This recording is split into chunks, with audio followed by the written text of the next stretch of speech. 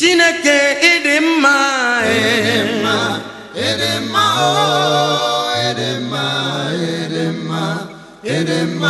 Chineke nna m dimma idimma ezi Chineke m idimma idimma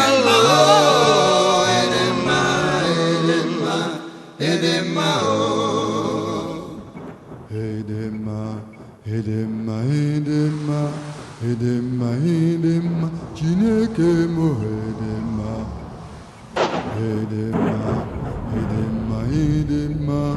edema, Chineke mo edema.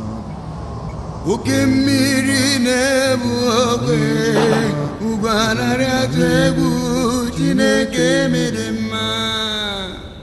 Oke mmiri na-ebu ogwe, ụgbanarị atụ egwu. Mmiri mma, oke mmiri na-ebu ogwe, ụgbanarị atụ egwu, Chineke dị mma. Oke Chineke m onye obiọma Chineke dị mma. Ọ dịghị onye dịka gị, ọ dịghị onye dị amatụ gị. Oke mmiri na-ebu ogwe, ọgaranya nke na-ejere obe ya ozi, onye obiọma nwoke nwere obi nwa. Oke mmiri na-ebu ogologo,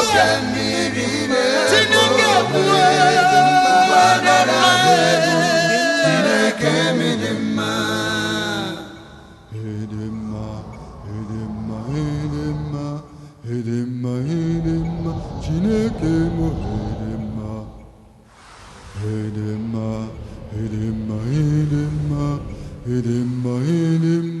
Chineke mo edemma oh edemma oh edemma oh edemma oh edemma oh edemma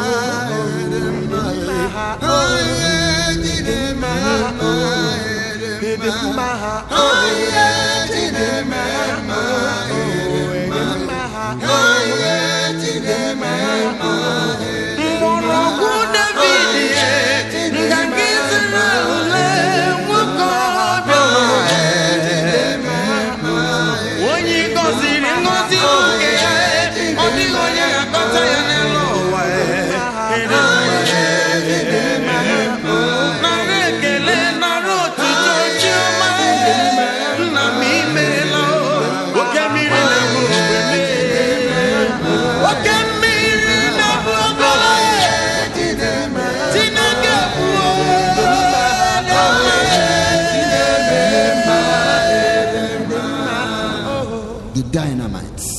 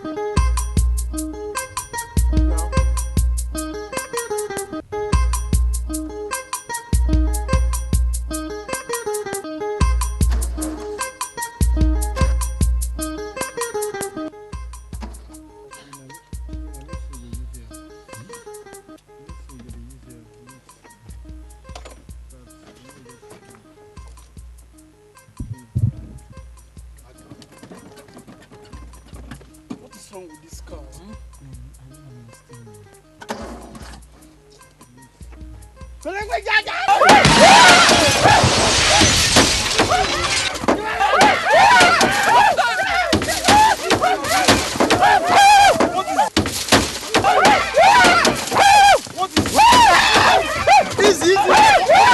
Somebody help! What is it? What is it? What is it? Come on,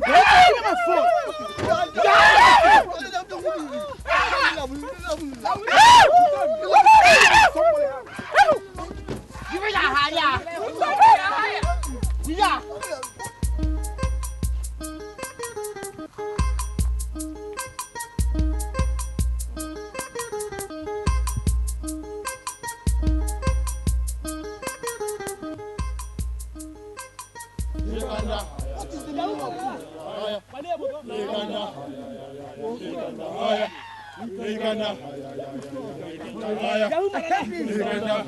Stop this! Stop this! Stop this now! Stop this! What is the meaning of this? Stop this! Wait now, are you not human being? What is wrong?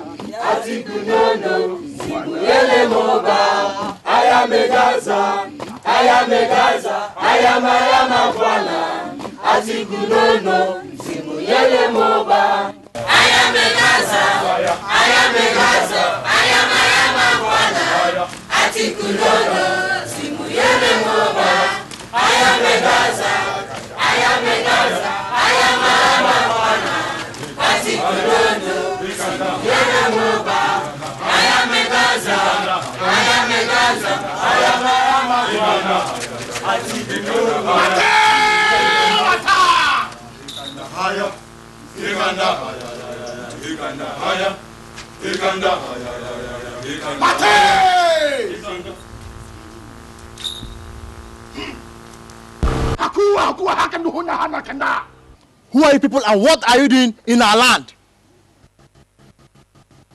We are missionaries and we are just passing by. You got certificate higher!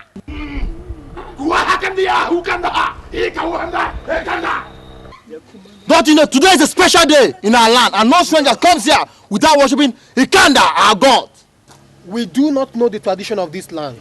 As you can see, we are gospel preachers. For this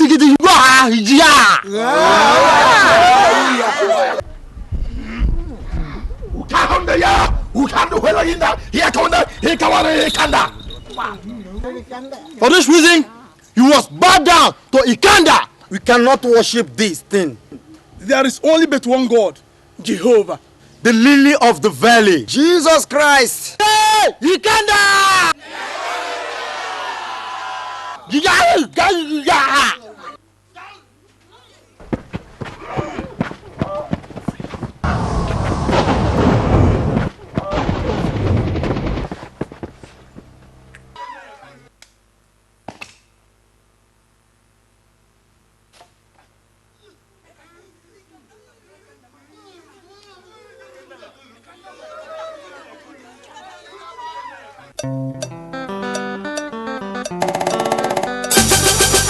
There is no other name given among men by which we must be saved except through Jesus Christ, he whom God has raised for the whole world